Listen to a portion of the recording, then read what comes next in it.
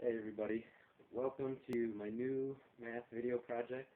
I'm going to call it Mathventures. And I want to tell you more about why I'm doing this and why I called it Mathventures, but I guess the best way to start with that, I decided, would be with a question to you, which is seemingly unrelated, but you'll see why it is related soon. My question is, what makes art beautiful? That is, what makes you look at a painting or a drawing or listen to a piece of music or experience some other sort of art and say, wow, that is beautiful, that's the way it should be done, or that's something that I like, that just strikes me, hits me right in the soul, you know? What makes art do that?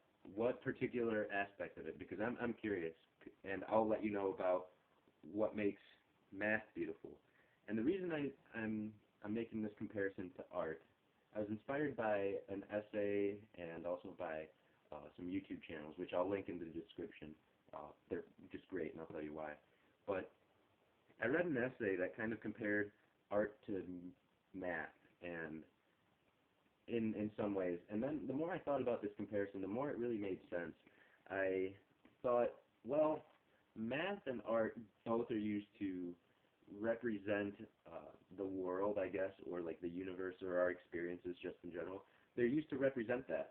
So math represents natural phenomena. It represents just, you know, financial transactions, like things that happen in real life. We represent them with math, and things that happen in real life, we represent them with paintings and with music and with different things. And some might say, well, that's not enough to make math art, you know, or make it beautiful. We need some beauty or some meaning behind it. And that's where, well, I'll talk about the beauty a little bit after, but the process in getting to the point that we want to, whether in art or in math, is filled with frustration and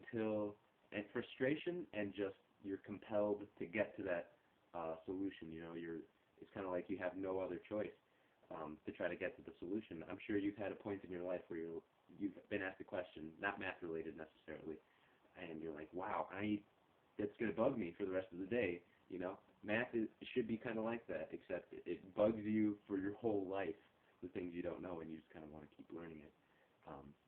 Anyway, that path is filled with frustration until you finally have a split second of inspiration, or where your intuition, or you see something that you didn't experience it as you did before. You get a new perspective that leads you to a solution.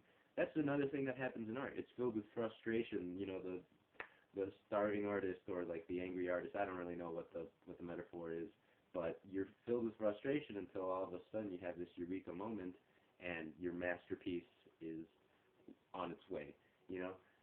And so I think art and math are similar in that respect too, just the process and then the feeling and the representation of the world and our experiences and stuff in ways like that. So I think that's what makes math beautiful, is finding simple solutions, preferably simple solutions to difficult problems. You know, if there's a very difficult problem and you're able to sum it up and prove it or solve it or whatever in just, you know, 2, 3 short lines or maybe even 1 short line, that is so great. I'll take, for example, let me find my markers. Oh, there they are. Okay. Take, for example, Einstein's theory of relativity. I have no idea what that, like, I have only a very slight idea of what 1% of that whole thing is talking about. But I'm sure you guys have all seen this equation. Wait 2 seconds. That is a major equation. I'm pretty sure, I don't know much about it, but I'm pretty sure this sums up a very important point, if not the most important point in Einstein's theory.